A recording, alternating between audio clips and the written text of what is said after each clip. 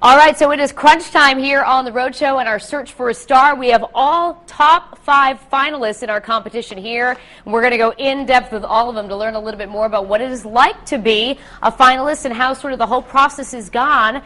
Patrick, we're going to be grilling them today, aren't we? That's right. They're on the hot seat. They're all on the couch. This is like but it's only temporary on the couch. All of them want a permanent spot on this couch, though. So I guess we'll just start down there with you, Jess. What's this process been like? This process has been, it's actually been a lot of fun. They say, you know, love what you do, never work a day in your life. That's truly how it feels. So, I mean, I've had a lot of fun doing it. Who knows if I'm doing it, you know, well, but it's been fun. It's really been fun. Seth, what are your thoughts as you sort of kind of have traveled down the road here? What are your thoughts so far? You know, I'm enjoying myself so much, and I find that I'm learning more and more every day, and I can see myself getting so much better. So it's just really great to have this. I'm really enjoying the ride.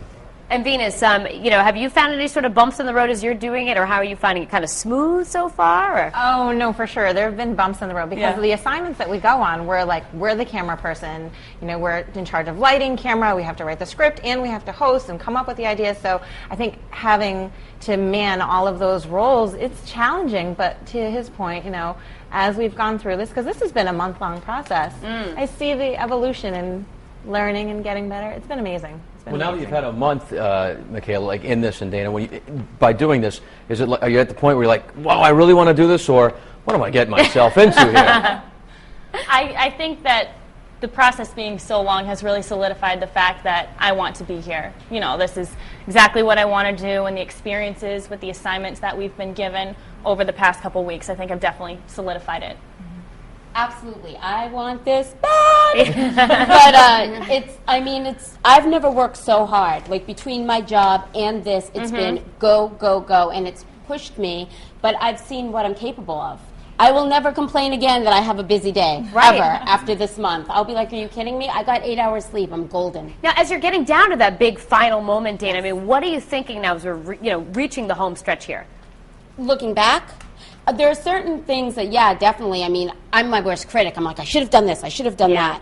But, I mean, I thoroughly enjoyed every aspect. I loved, I mean, even when things didn't go the way I wanted it, I'm proud of myself that I was able to figure out how to make it work, especially because it's televised. You know, sometimes I expected people to come back and be like, listen, we are not putting that J-U-N-K on the TV, you know? But I was like, I'm going to make it work, and I did. So I'm like, okay, you know, in the future, I know I can always make it happen. Yeah. Before we started this little panel discussion this morning, you guys were all hanging out, talking with each other.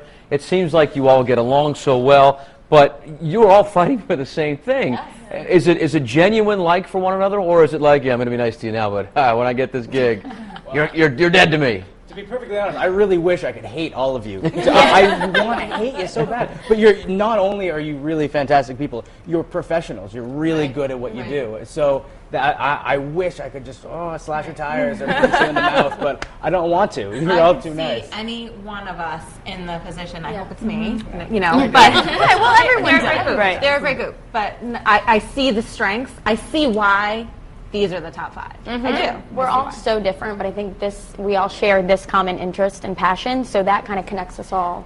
And we go from there. I was thinking about how it must have been fun for you guys. You know, you're all given these assignments, and you're like waiting to see what the other one's going to do. And did you have any of these sort of aha moments where like, wow, that was a good little thing they just did, you know? Absolutely. I mean, I think everyone puts their own personal touch on each assignment. And I think that's what's so great is that we're all given these same assignments. And it's basically just what road we take with it. And it's really nice to see everyone else's pieces come together. Something different than maybe what you would have thought of. Venus, let me ask you this. How do you think your life would change if you were to be the winner of this job? Well, first of all, I would have a job because I am unemployed. I am unemployed, and so, and you know, I'm 30 years old. I have a child, and I've been going through this point in my life. I have a marketing degree. I've taken different career paths, and working in the corporate world, not always my favorite. I've had some jobs that I've loved, but this is something to challenge my creative side, to bring out my professional side, something that I can still have fun with going to work. It's different every day.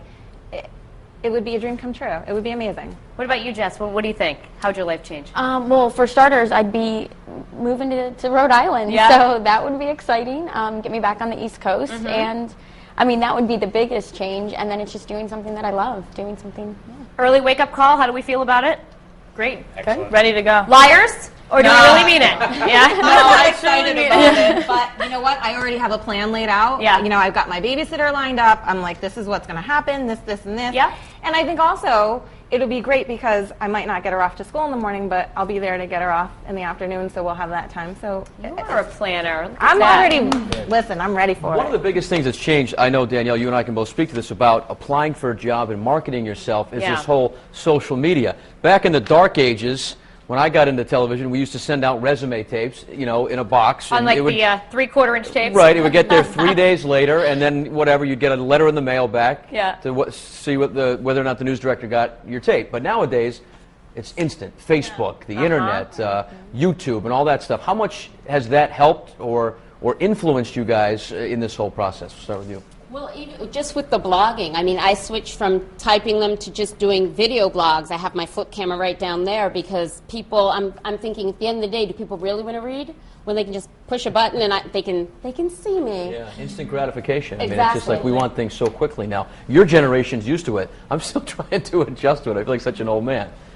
No, I absolutely. thought she was going to say, yeah, you are. Yeah, no way. She's like, why did you just look at me? Yes, yeah.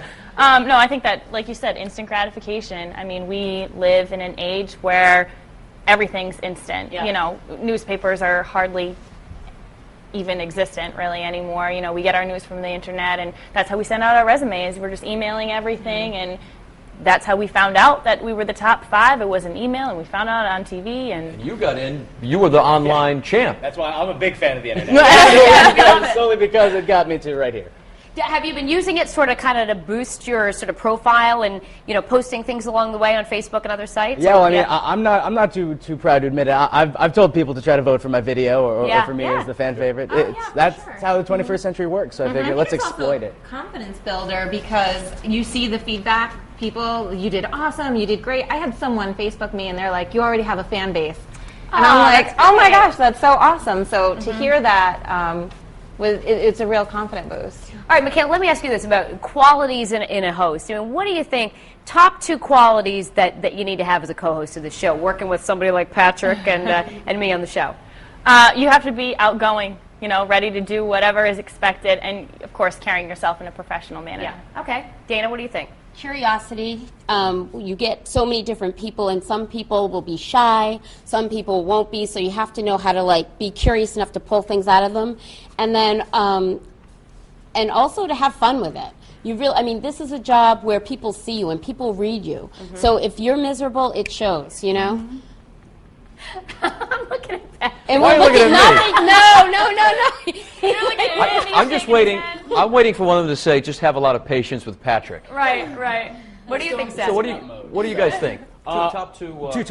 Comedy. I think it's important that people are entertained in the morning, and moreover compassion, because if you really care about not only what you're doing but the people who you're talking to, it just breeds enthusiasm and care from the community. What about living in New England? Certainly you guys know the show is all about Rhode Island, and we branch off into other areas too, but I mean, what does living in New England mean to you guys? What about you, Jess? What do you think? Or moving to New England, what would it mean to you? Well, The change in seasons. yeah, change in seasons, that'll be nice. I do love cold weather. Like, some people are like, oh yeah, sure, but I really do. I love cold weather, actually having seasons, and there's so much history and there's so much culture here. Yeah. And that will be really interesting to dive into and, you know, to learn, explore. I'm excited. Do you guys love living here?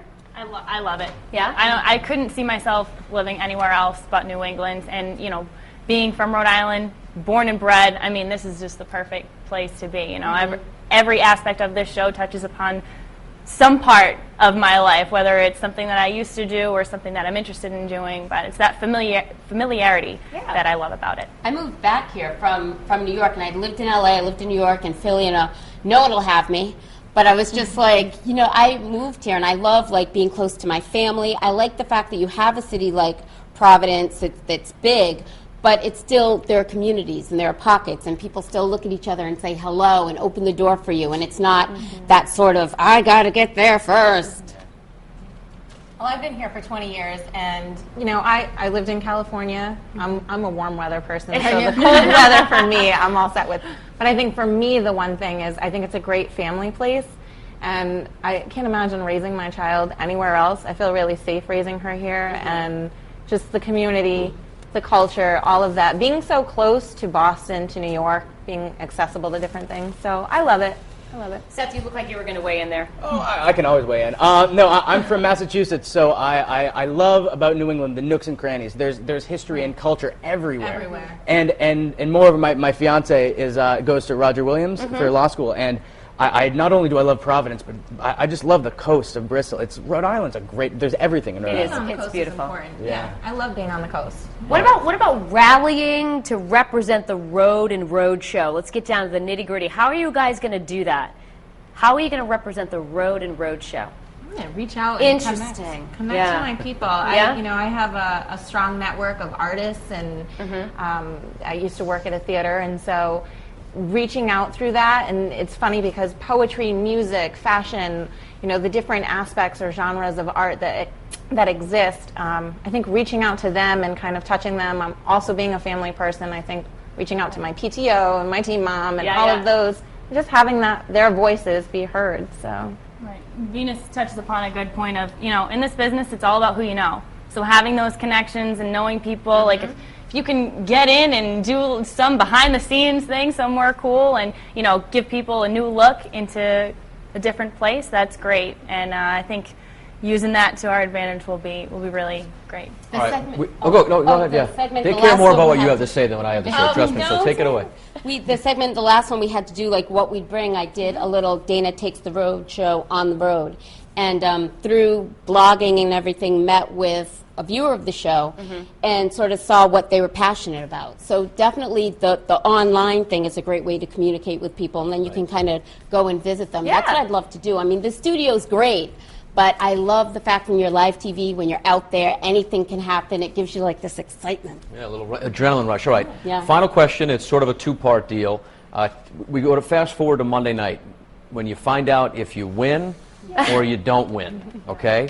Let's just go right around the horn. We'll start with you. Give me the emotion and what it's going to do to change your life if you win, and what the heck are you going to do if you don't? If I win, I will be on cloud 9. I'm sure it won't even hit me for a few days later. It'd be absolutely amazing. If I don't win, I'll probably, hit the bar, have a couple drinks, and have a good cry. I'm not going to lie. We have the same exact emotions going into it. I feel like either I'm going to be so excited that I'll probably cry and I don't know, or I will get belligerent and cause a ruckus and knock stuff over. I'll swear at people. I'll do pretty much everything. Really. Can we wait till the show's over, though, so we don't have to bleep it out? I don't know, because at that point I'll just be livid, and that won't be. No, I'm kidding. No. But I'm just like it's going to be a huge swing of emotions. Oh, sure. There will be tears regardless. Venus, what about you? Have you planned the moment in your mind? Come on, every Oh, show my has gosh. that pageant moment where they're going to be like, oh, I can't believe it. Are you serious? I've been in the mirror, like rehearsing and that's going funny. over the scenario, and I don't want to live too much in the moment because I try not to have expectations, so that way it's not as huge. You don't know which way it's going to go, but it would just be so amazing. It would be so amazing, and if it doesn't work out, well, then I'm working on my eco-knowledge business, and hopefully that'll take off. I think if I won this contest, I would just be so elated, so happy and relieved that it's finally over, because we've been knowing that we're the top 5 for a month now, and just knowing that there is a winner and having it be you would just be incredible. But I've said this from the beginning, if it doesn't work out, we're the top 5 and something's going to come from this, whether it's this opportunity or another one in the future. It's, we're in a good spot right now. Something will come of this. Yeah, I will be super, super, super excited if I win. I'll be smiling for like weeks.